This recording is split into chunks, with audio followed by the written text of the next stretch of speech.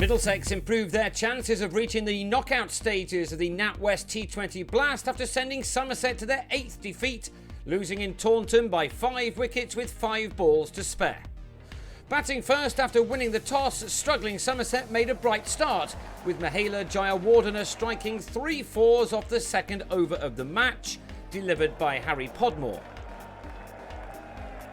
Jim Allenby then did exactly the same in the following over from Toby Rowland-Jones, released by England after failing to make the final 11 for the Test match at Lord's. 3 overs in, and the home team already had 25 runs on the board, and Allenby kept on going against James Fuller in the 4th over too. He then added a maximum off Rowland-Jones as Somerset took 49 runs off the 6 overs of power play. The opening stand was ended just after the fielding restrictions were finished, Jayawardena putting John Simpson in the game as he fell to Podmore for 18.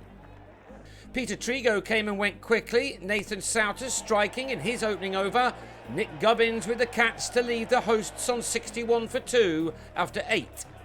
Allenby now had to pick up the reins, the 2 wickets just pushing his side back at a crucial stage. Halfway in, the score read 75 for 2. Allenby reached his 50 in over number 12, his runs coming off 38 balls, from which he'd hit 7 fours and 1 6. It's been a somewhat disappointing campaign for Somerset, and their skipper would really like to end it with some scores. It was his partner Johan Myberg who decided it was now time to change gears, but just after he cleared the rope off Souter, he holed out to Fuller off the leg spinner, out for 21, with his team on 97 for 3 at the end of the 12th over. Somerset's problems this summer have come from failing to push on after promising starts, and this effort continued the trend, the end of debutant Tim Rouse starting a collapse. Indeed, Rowland-Jones came back on to take 3 wickets in 1 single over. Roelof van der Merwe picked out Owen Morgan to go for 2. And then bowler and fielder combined once again, 4 balls later thanks to some amazing help on the boundary's edge as Allenby's innings came to an end on 64. Then Lewis Gregory was out next ball for a single, Rowland-Jones ending with figures of 3 for 24 to leave Somerset on 123 for 7 with 3 overs left. Worse followed as in total 5 wickets fell for 7 runs in the space of 13 deliveries. Podmore had Ryan Davis taken behind, while Fuller hit the stumps of Paul van Meekeren, meaning that Somerset were likely to be dismissed inside the 20 allotted overs.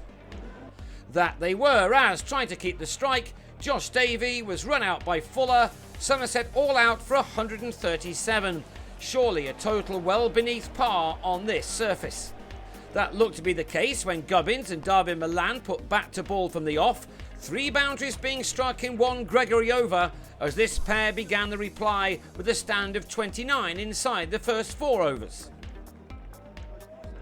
Somerset needed wickets and they got one when Gubbins on 13 could only find Gregory off van der Merwe, who not for the first time this year had some success within the power play.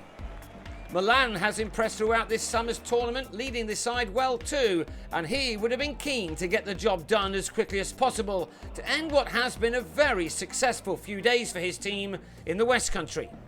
But having taken the total to 42 in the power play, he was out to the first ball after it for 24, Davey celebrating a wicket against his former county, and an important one at that. The Vans, der Merwe and Meekeren then really put the squeeze on until Morgan took on Max Waller to very good effect to just take some of the pressure off. 62 runs were still wanted off 8 overs and George Bailey was really struggling to find his range until now. He took his partnership with Morgan to 49, only to then give Davey his second wicket, van der Merwe with the Cats that had Bailey out for 27. The total on 91 for 3 midway through the 14th over, 47 runs required now from 39 balls. It was Middlesex's game to lose, but that seemed very unlikely when Morgan cleared the rope for a second time, this time off van der Merwe. But with the target down to 16 off 17 balls, the England captain holed out to Gregory off Waller for 43, the job just about done. Before it was, James Franklin was out for a duck, Davey, who'd ended with 2 for 28 from his 4 overs, with the catch off Gregory. Simpson ended the match at the start of the last over with a 6 off Waller, just as the keeper had seen his side to that wonderful win in the Championship earlier on in the week. Middlesex are back amongst the runners in this competition, with some big games now to come. The margin of victory here was by 5 wickets, and that puts Middlesex right back in the thick of things in the South Group, with 4 more games still to play.